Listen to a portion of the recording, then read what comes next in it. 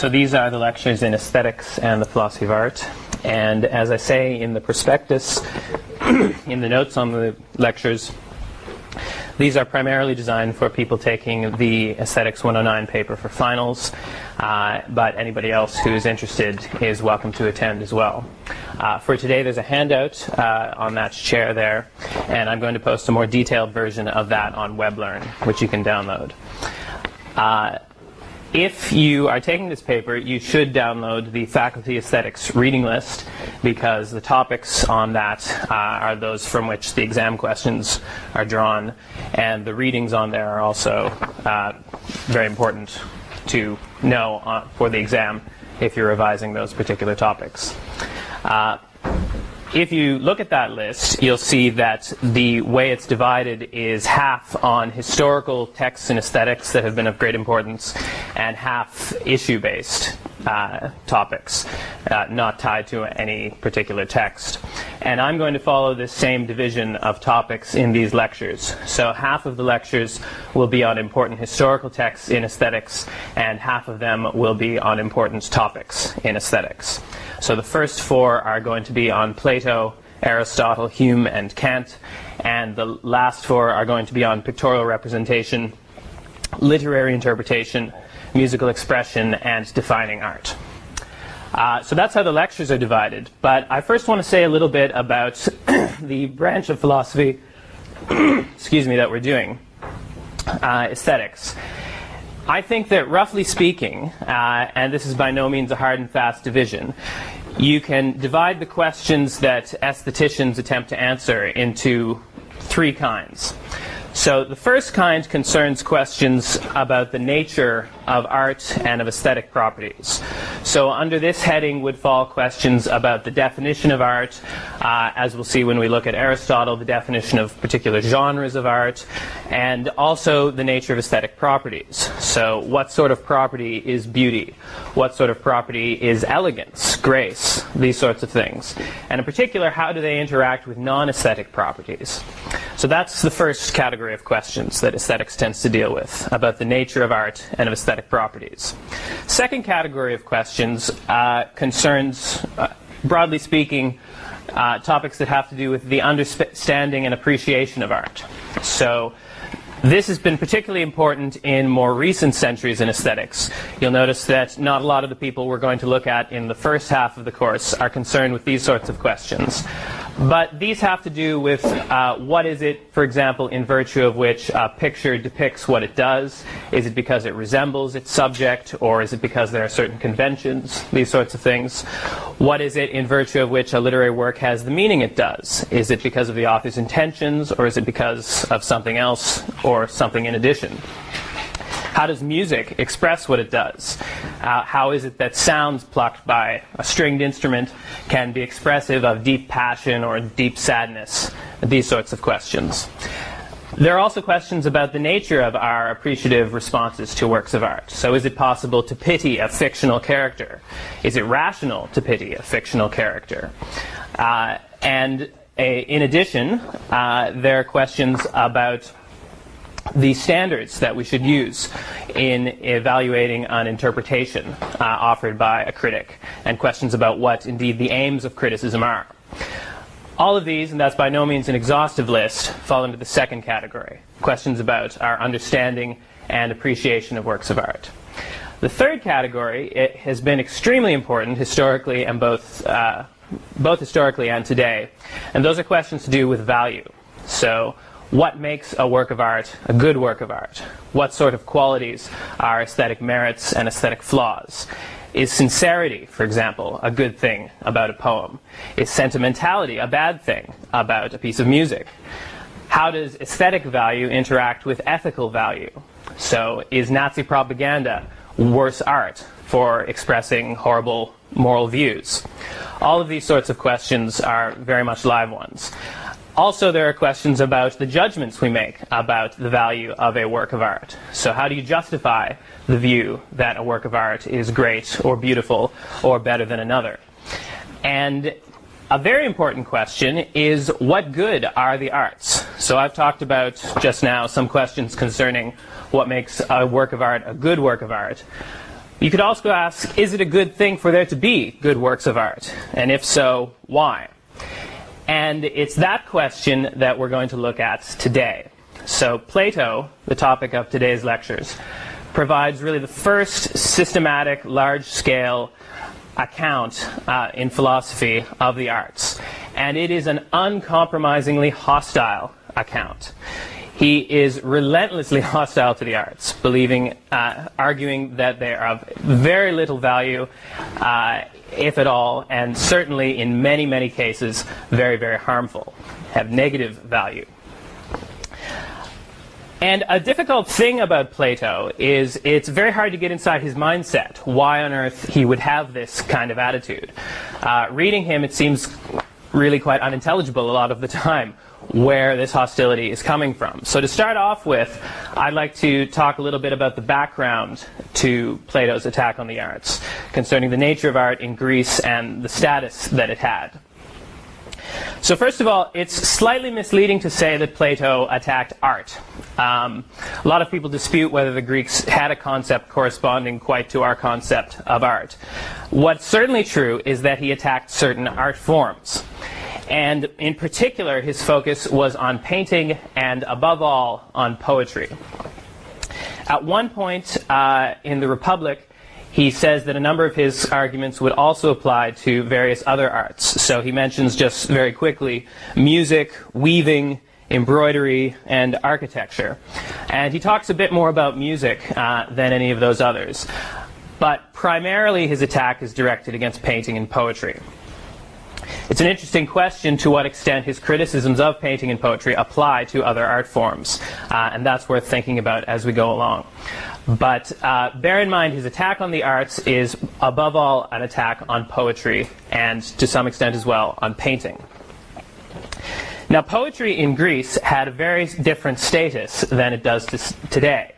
So for one thing, a lot more things were written in verse rather than prose. So there were works of philosophy written in verse, for example. And it had a very public role. A very important thing to think about when you're reading Plato on the arts is to bear in mind that poetry was primarily read aloud. So most people's contact with poetry was not a private contact in the study, reading silently to themselves. Most people's contact, most of the time, with poetry was as a public performance. So it's actually, I think, fair to say that Plato's attack on poetry is as much an attack on acting, singing, and recitation as it is on poetry. And that helps to make some of his criticisms a bit more intelligible as you're reading them. So epic poetry, for example, was recited at festivals.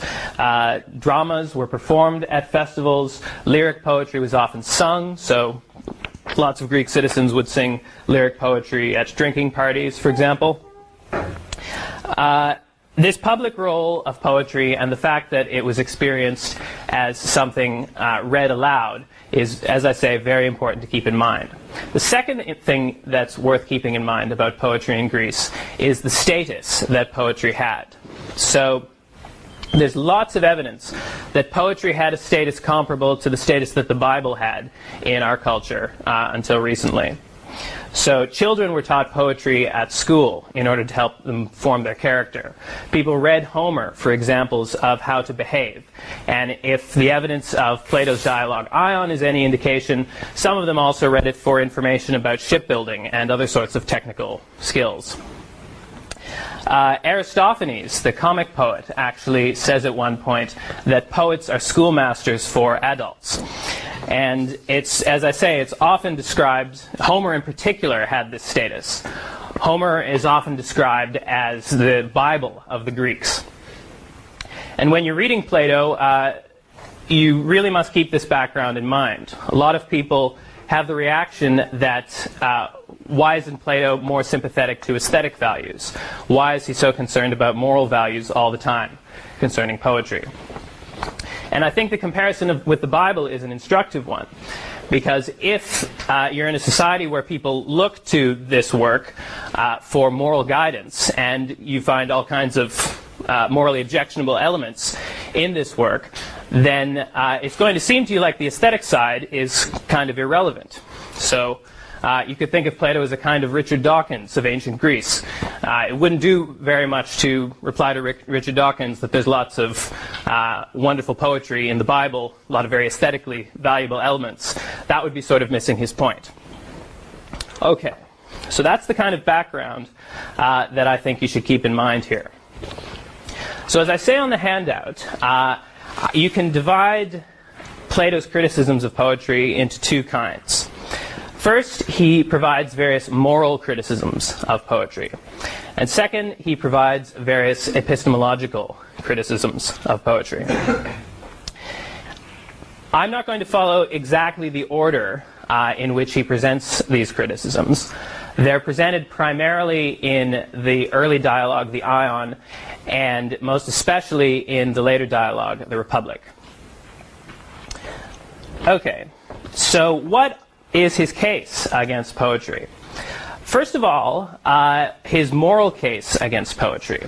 One of his moral criticisms of poetry is that audiences will acquire beliefs that will corrupt them, that will have a bad moral influence on them. And he goes through at excruciating length early in the Republic, describing all of the things that poets convey to us. First and foremost, he says that they will convey to us that the gods and the heroes of ancient times are not good. So poets, for example, say that the gods created evil things, and then they can't be good. Poets say that the gods can change, which is inconsistent with being perfect. And at extreme length, and quoting quite a number of different passages from the tragedians and also from Homer, he gives examples in which the poets show the gods and the heroes acting immorally. So, just a rough list, he cites passages in which they're depicted fighting among themselves, deceiving people, mourning the deaths of good people, being overcome by laughter, lack of self-control, defying authority, being greedy, and kidnapping. You don't have to know all that. He just lays it on very, very thick to give you a sense of just how bad these revered texts are. So another belief that the poets will give audiences that's going to be corrosive is that the afterlife is bad. So in the context of the Republic, in which he's concerned to form the character of the people who are going to be guarding the state, the sort of military police class, as well as the philosopher rulers of it, this is a very bad belief to inculcate. Because if you think the afterlife is a miserable place, you'll prefer slavery to fighting people who are going to invade your country. So that's a corrosive belief the poets give you. And also the poets portray good people as miserable. So of course if you think of tragedy, plenty of good people fall to grief in tragedy, and this also is a corrosive belief. So morally corrosive beliefs, that's the first charge against poetry, illustrated, as I say, with many concrete examples. Now the second charge is that audiences of poetry will feel emotions that will corrupt them. And this, Plato says, is the most serious of the moral charges against poetry. This is one that occurs in Book 10 of the Republic. And he says that even good people will feel this effect of poetry. Even good people are not immune to the corrosive effects on their emotions of poetry. So Plato's view is that being a good person, being a morally upright person, involves crucially rationally controlling your desires and your emotions. This is often slightly caricatured as the view that reason has to govern desires. That's a slight caricature because in his view of the soul, the rational part also has desires. Notably, it has a desire for wisdom. But the key thing is that the other desires have to be kept in check by the rational part. There has to be a rational control on desires. And in contrast to Book 3, in which he simply cites examples in which poetry happens to do morally corrosive things, in Book 10 he argues that it's in the very nature of poetry to represent people whose souls are not rationally controlled. It's in the very nature of tragedy, for example, to show people who are overcome by grief and not rationally in control of their desires. It doesn't just happen to be the case that Greek literary history has been like that. And the reason he says this is that calm, rational behavior, as he puts it, is very difficult for audiences to understand, and indeed very hard to represent. Because of this, and the reason for that is that most people aren't calm and rational, and so they wouldn't know what to make of it if you succeeded in representing it on stage. And because of this, it's in the very nature of poetry, particularly dramatic poetry, to represent people whose souls are not as they should be. Now, this has a certain effect on the audiences of those poems. Even if they are good, it causes audiences to enjoy irrational behavior. People take pleasure in the representations of people behaving in these ways. And in particular, it causes audiences to have feelings in the theater that they should not have in other contexts. So Plato spends a great deal of time talking about pity. So his view, consistent with his general view of the soul, is that if you are afflicted by grief, it's not that you shouldn't grieve, it's that you should keep your grief under rational control. You should keep as calm as is necessary to get your life back in shape and not be overcome by it. However, in the theater, we spend lots of time pitying people who have experienced affliction. So we give free rein to emotions that in other contexts we ought not to give free rein to.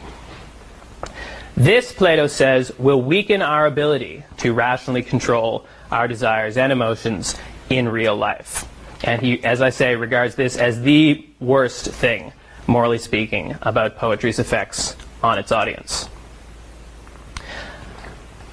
Now, those are criticisms of poetry's effects on its audience. As I said, it's also important to remember that poetry was performed, and he has a number of criticisms about its effects on performers.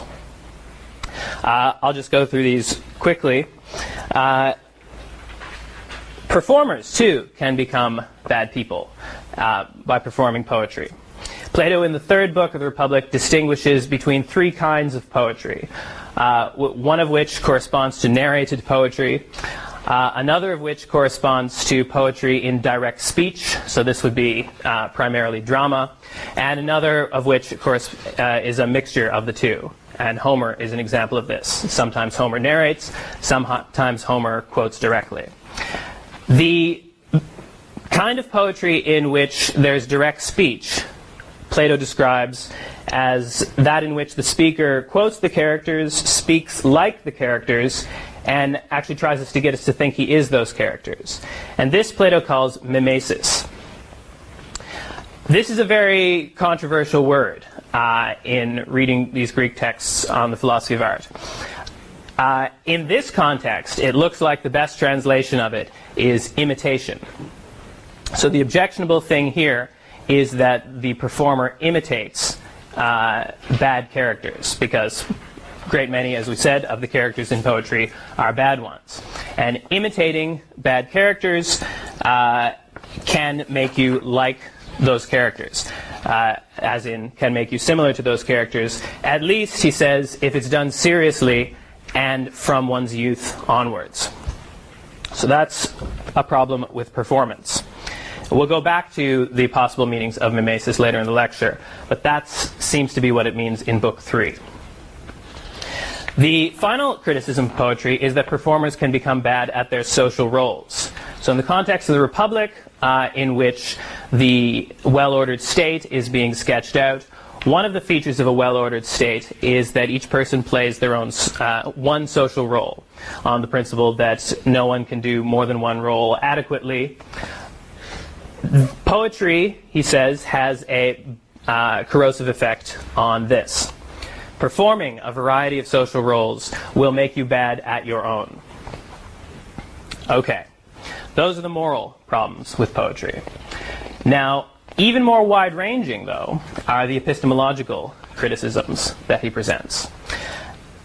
Now, I'm going to skip the criticisms he provides in the Ion, and you can find more detailed information about this on the handout on WebLearn. This is the 2A, I think on your handout it is. If we have time, I'll go back to them. But I'm going to focus on the ones that he presents in the Republic. So the big charge against poets and painters is that they do not know the nature of the things that they're talking about. And he has a number of arguments to attempt to establish this. So one of these arguments appeals to Plato's best-known theory, the theory of forms. In many of Plato's dialogues, he attempts to define a quality. So, for example, in the Euthyphro, he attempts to define piety. In the Republic, he attempts to define justice. And Plato's view is, as it develops, is that these qualities exist independently of the things that have them. So there is such a thing as piety in addition to all the pious actions that there are in the world. And it's in virtue of piety, this thing that exists independently of all the pious actions in the world, that pious actions are pious. So pious actions, as he sometimes put it, participate in piety. And that's what makes them pious. And when we're trying to define a quality like that, what we're trying to get at, what we're trying to know, is the nature of this thing, piety, independently existing. And this, Plato calls the form of piety. This is the aim of knowledge, or the aim of this kind of pursuit of knowledge, is to know the nature of the form. Now there's a lot more to Plato's theory of forms than this.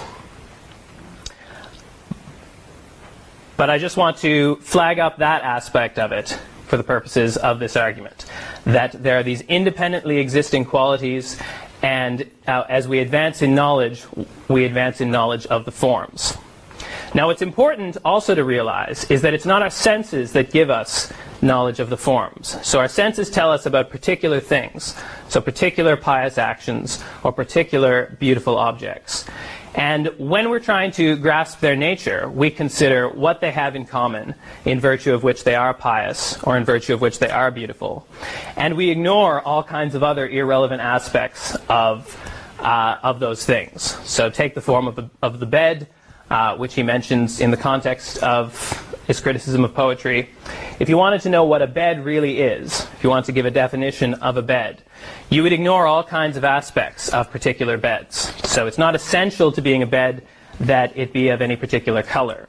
It's not essential to being a bed that it be unmade, as your bed may be this morning. All of these aspects of it that you learn from your senses about particular things are irrelevant to what being a bed essentially is. It's the intellect that discerns what these things have in common, in virtue of which they are beds. So that's the background from the theory of forms, and it follows from this that to know the nature of, to know what a bed is not to know how beds look. It's not to know the appearance of a thing. However, painters, he says, only have knowledge of the appearance of a bed. And indeed, they only have knowledge of it from one angle. They don't even paint the other side of the bed, usually. Indeed, he doesn't make this point, but you might make it for him, that you wouldn't even have to know that what you're looking at is a bed. Maybe, in order to paint a bed adequately. So painters don't have knowledge of the forms, he says. They only have knowledge of the appearance of particulars. And he also says, same thing is true of poets. Now, he doesn't quite explain how this analogy applies to poets, and there's an issue about how much he's depending on the analogy between poetry and painting at this point in the exposition. But he definitely says this about painters. So if to know a thing, to have the knowledge that's worth having at least, is to know the form of a thing, painters lose out. Painters don't have knowledge worth having. They don't know the forms. They know the appearance of particular things. They don't even, he says, have true belief about the forms. So a carpenter, for example, at least, as he puts it, needs to look to the form of a bed in order to make a bed. So this is just Plato's way of saying a carpenter needs to at least have true beliefs about what makes something a bed, even if they don't have knowledge of it. They're at least guided by conception of what a bed really is. Painters aren't even in that category. They don't even need to know what a bed essentially is. Therefore, they don't have knowledge. And as I say, he says, same thing applies to poets. However, he then goes on to say, I'm not going to rely on this analogy between painting and poetry in order to criticize poetry. He goes on to talk about the consequences that knowing something has. And he says, none of the things that follow when you know something are true of poets. And this is kind of a curious argument. He says that, and he focuses on knowledge of virtues and skills in this argument. So he says if poets knew the nature of the virtues and skills that they write about, so generalship in Homer, courage in Homer as well, they themselves would act virtuously or act skillfully. They wouldn't write about it. That's what people do when they know the nature of these virtues and skills. And similarly, they would teach others to do so. They would develop a following.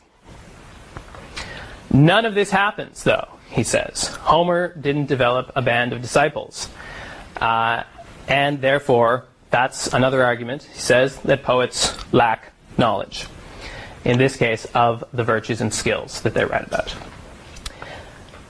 Further argument he provides is what I've described in the handout as the argument from users and makers. And this concerns knowledge of whether what the poets paint, the poets describe and the painters paint are good examples of their kind. So he says only the user of a thing knows whether that thing is a good or bad example of its kind. And this is because the goodness or badness of a thing is relative to the use for which it is made. So the user of a flute knows whether a flute is a good flute, because he knows what a flute is supposed to do through his use of it.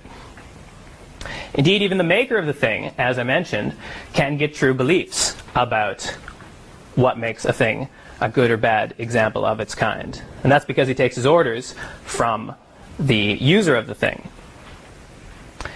Poets, however, and so too painters, are neither users nor makers of the thing that they produce representations of.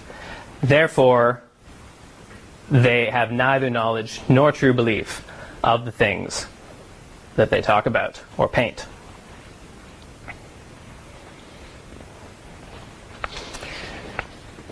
All right. Final epistemological criticism in the Republic. Painters, he says, exploit parts of us that lead to error. In particular, painters use shading to make the same thing appear concave and convex. Likewise, they use perspective diminution to make things appear to be bigger or smaller than they are. So that is something far away, they paint with a small space of paint, glob of paint. Now, of course, only, as he puts it, in one translation, simple people or children would really be fooled by this. But the point is that even those of us who know better, it still looks to us as though the thing is smaller than it is, or that the flat surface is concave or convex. And that he takes as proof that the painters are appealing to or exploiting parts of the soul which, if we took them seriously, and fortunately we don't, would lead to error. And he says, in this respect, poetry is like painting because it also appeals to a lower part of the soul, namely the base emotions and desires that need to be kept under control. But in the context of painting, it's an epistemological criticism rather than a moral criticism. Okay. Now, as I say, there's a few other criticisms he raises in the Ion, and I may get to those further on. But based on these criticisms of the value of painting and poetry, Plato develops a number of policies that he thinks states ought ideally to be pursuing with respect to painting and poetry. And so in the context of Book 2 and 3, Plato is discussing the education that the guardians of his ideal state ought to be given. And from all of this, he thinks it follows we should adopt these policies. First of all, educate the children who are going to grow up to be the guardians only with poetry that gives them morally beneficial beliefs, and forbid them to hear any other kind of poetry. So Homer and the Greek classics are going to be censored heavily according to this policy. That's for the guardian children. The guardian adults, they're to be forbidden to hear any other poetry than that kind, unless there is some need, and they're sworn to secrecy, and they're forced to make the sacrifice of an extremely expensive animal. All of this rendering it unlikely that they will frivolously go and listen to dangerous poetry. Very strict conditions, even on the adults, guardians of the city. Those are policies for audiences, for performers. As he puts it, guardians are forbidden to seriously imitate bad behavior. Now there's a point where he says maybe for fun, in amusement, that might be okay, but definitely not seriously, definitely not in earnest. Furthermore, they're to be forbidden to perform characters that are inconsistent with their social role, that display behavior that's inconsistent with the role that they ought to have. Again, on the principle that you can only do one thing well.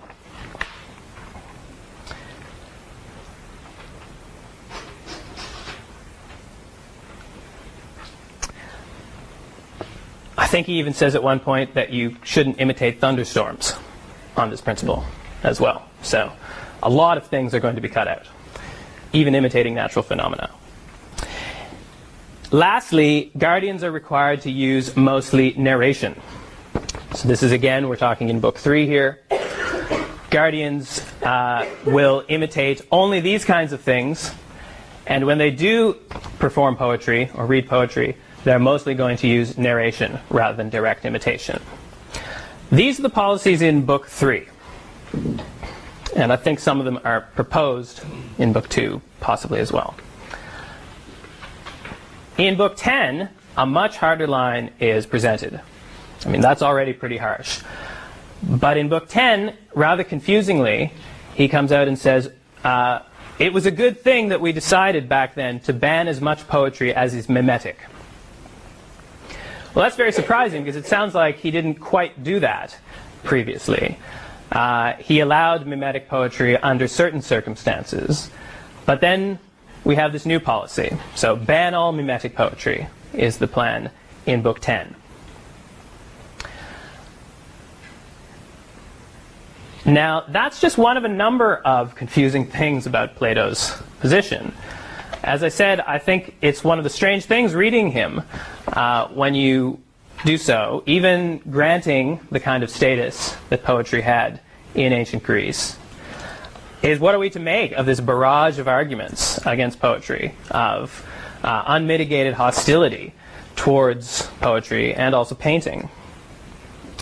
A lot of objections, as you can imagine, have been raised against Plato. So one, of course, is this point about inconsistency. He's inconsistent in his policies. Another objection that's often raised is that he is using the word mimesis in a different sense in the different parts of the Republic. So in Book 2 and 3, as I say, it looks like mimesis means imitation. In Book 10, Socrates is asked, someone asks, what is mimesis? And he talks about painting in order to explain what mimesis is. Well, that's very strange if in Book 3 mimesis is defined as direct speech in poetry. What's the equivalent in painting to direct speech in poetry? It's not so evident what this could possibly be. So this has led some people to think that he's using the word mimesis suddenly in a different sense in Book 10, as meaning not imitation, but representation. So painters produce representations of objects.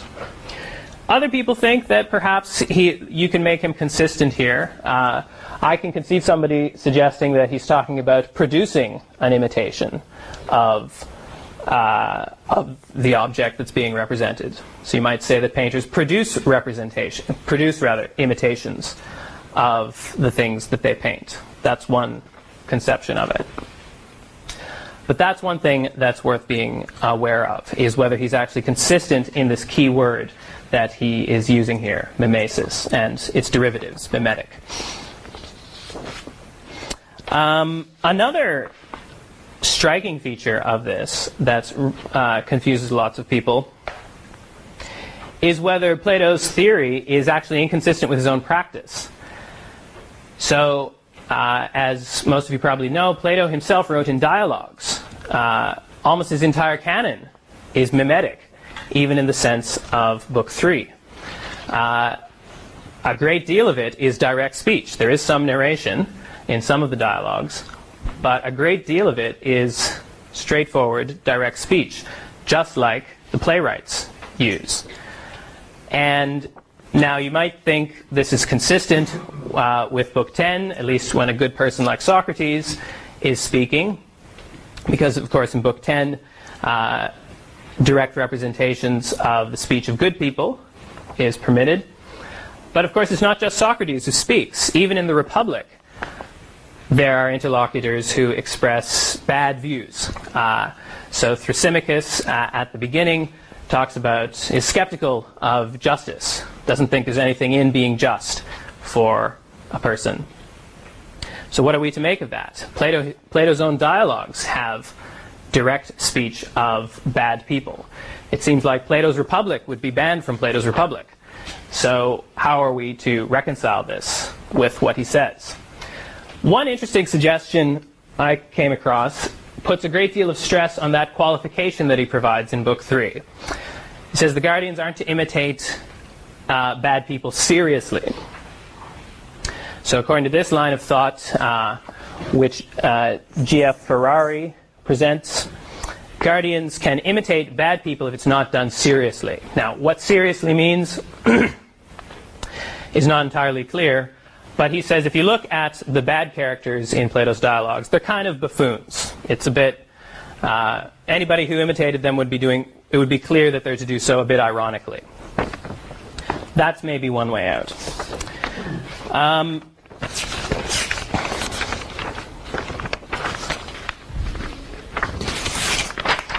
So those are some problems concerning the inconsistencies in what he says. Of course, another problem with his arguments is that regarding the effects of poetry, the morally corrosive effects, the epistemological effects, Plato doesn't provide any evidence that it actually has these effects. I mean, he may provide anecdotes at certain points, but it's an empirical question. What are the effects of poetry on a person?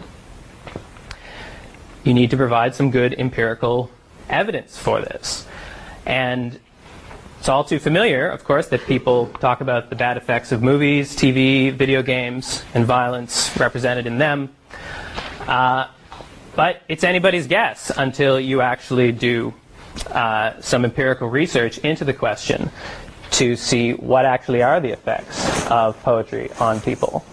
And Plato, I think it's fair to say, doesn't give us adequate evidence for that. Now, he may have thought it was common sense, and perhaps it was back then. But from our perspective, in evaluating his arguments, what we need is some empirical evidence. Now, that being said, if you wanted to defend Plato on this, I'm going to leave aside the moral criticisms, the kinds of moral effects that poetry and painting have.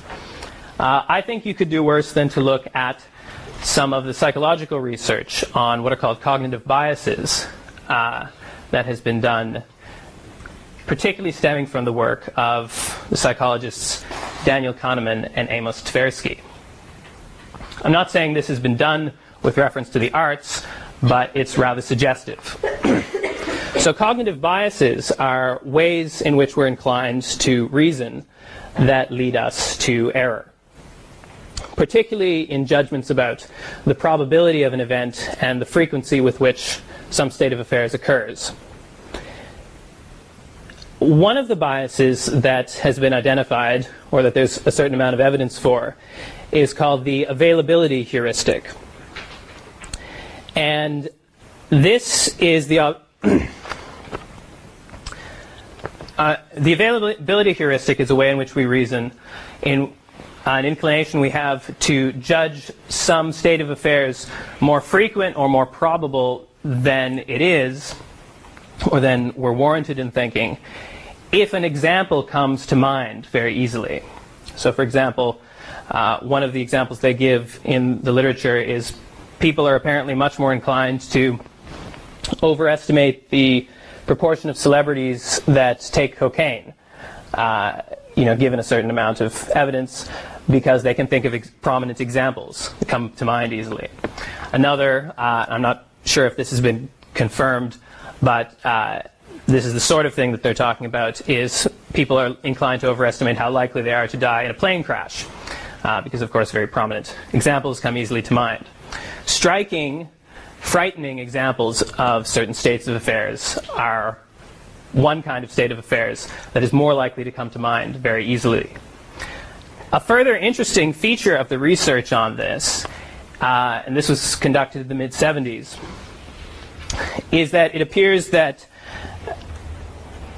when people are asked to imagine a specific outcome, they are inclined to regard it as much more likely than people who were not asked to imagine it. So in the experiment, they asked people to imagine Jimmy Carter winning the 1976 presidential election, and the people who were asked to imagine that overall tended to regard it as much more likely than people who were not asked to imagine this. Now, a modern Platonist would prick up their ears at this point, reading this kind of evidence that's been presented about cognitive biases. And because, of course, art presents examples of very memorable states of affairs. And more particularly, art gets us to imagine very memorable sorts of states of affairs. I think there was a Facebook group once that said, Bollywood lied to me about what relationships are like. Those sorts of things, you might think. It distorts people's views about things like relationships, because we're very familiar with a certain narrative arc. Then we learn real world's not like that, not as frequently as we would be led to believe through the availability heuristic being twigged by these works of art. Another example, you might, I think I've heard that people were much more inclined to think, to overestimate the danger of shark attack after Jaws was released. That seems to be a pretty clear case of the availability heuristic of the kind that these psychologists have identified working its effects. Now, as I say, this is not evidence yet. To my knowledge, at least, no study has been done on these cognitive biases with reference to the arts. But it's not obvious that Plato is wrong in general about this, because there is some evidence that the kinds of reactions that artworks appeal to in us have to do or are likely to provoke these kinds of cognitive biases.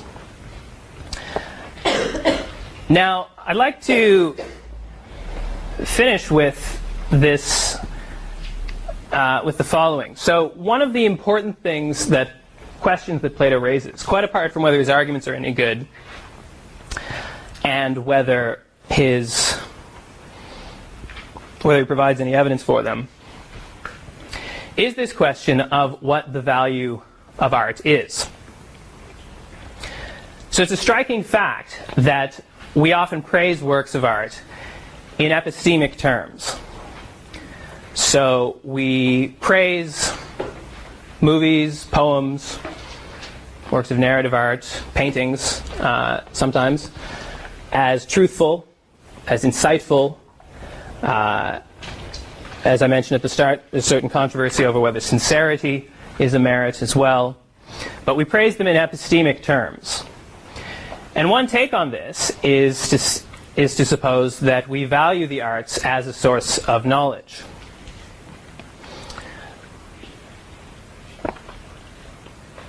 This is kind of a hot topic in aesthetics at the moment, whether the arts are valuable as a source of knowledge.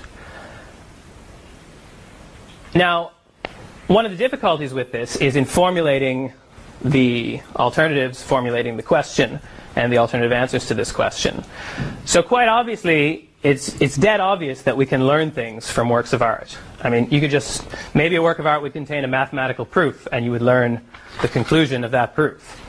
But that's clearly not what we're talking about when we suggest or debate whether the arts are valuable as sources of knowledge.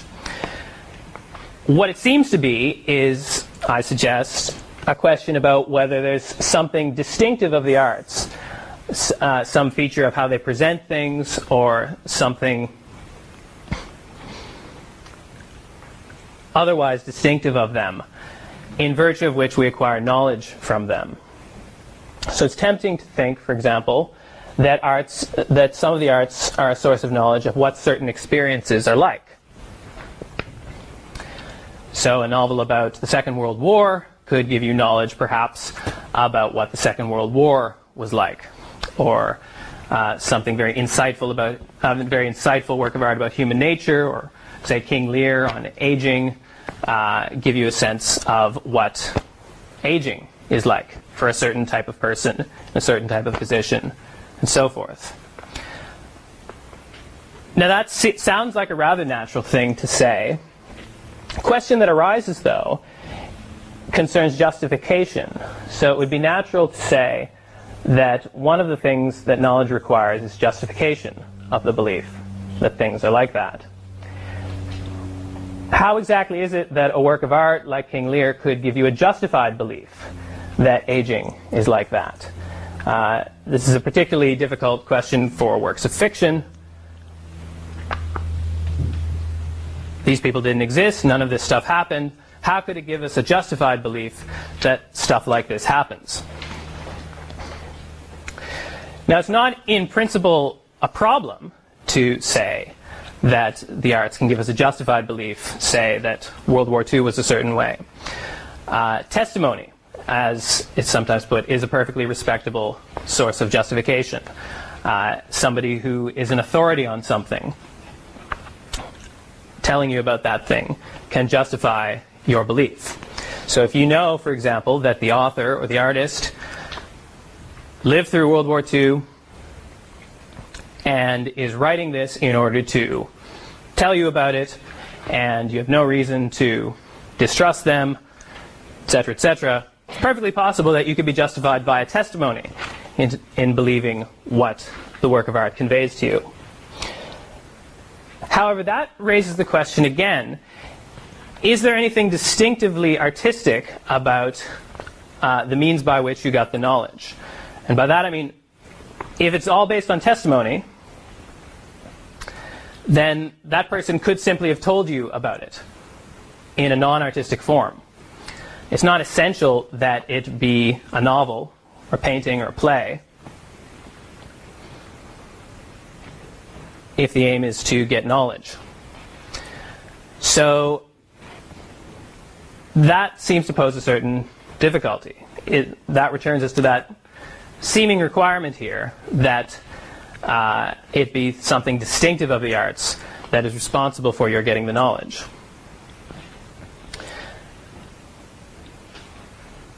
Furthermore, there's also the question on this as to whether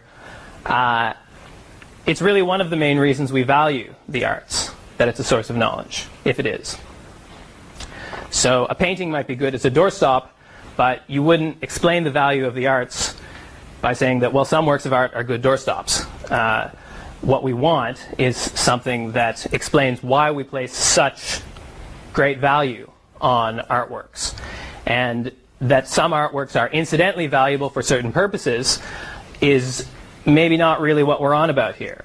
So this is why I say formulating the question is actually a somewhat delicate matter. Another possibility is that even though we praise works of art in epistemic terms like insightful, truthful, etc., we don't value them as sources of knowledge. So it could be that we do value insightful and truthful works of art, but not because we get knowledge from them. So Van Gogh, for example, said that his aim in painting was to be simply honest before nature. And Gainsborough said, I like truth and daylight, in order to express his philosophy of painting. Now this note is talking about truth, it's not talking about knowledge. He didn't say, I like teaching people, or my aim is to teach people things, give people knowledge. They talked about being truthful. And when we praise a work of art as insightful, that doesn't necessarily mean that we learn something we didn't know before. Of course, when you put it that way, you might think that has a slightly odd-sounding ring. Why do we value truthfulness, insight, if the truths and the insights we're being told are not things we didn't know before? Maybe one possibility is that we value the articulation of certain truths. So something is expressed very aptly in a way that we never could do ourselves, or represented very aptly. And that we value apt representations of truths. Like what Alexander Pope said about wit, wit is nature to advantage dressed, what oft was thought but ne'er so well expressed. Maybe that's the kind of thing we value about artworks. Although, of course, that raises the question, is it essential that they be truths that are well expressed? Maybe truth or insight falls out here if we're going to put the stress on how well expressed it is.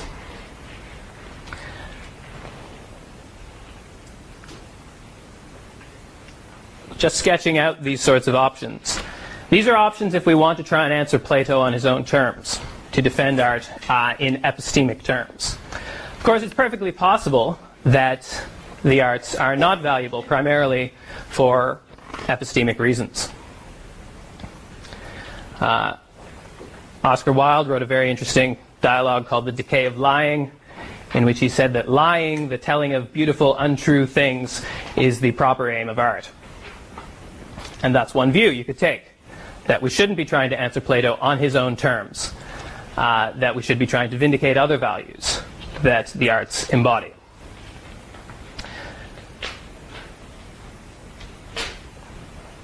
Next week, we are going to take a look at Aristotle's response to Plato, which is a very subtle response and tries to answer Plato to some extent on his own terms and to some extent in other terms. And it's worth reading the Poetics, Aristotle's work on this, rather closely, because it's not always clear, as we'll see, exactly whether he is presenting a direct reply to Plato at certain points and where he's not. Thank you very much.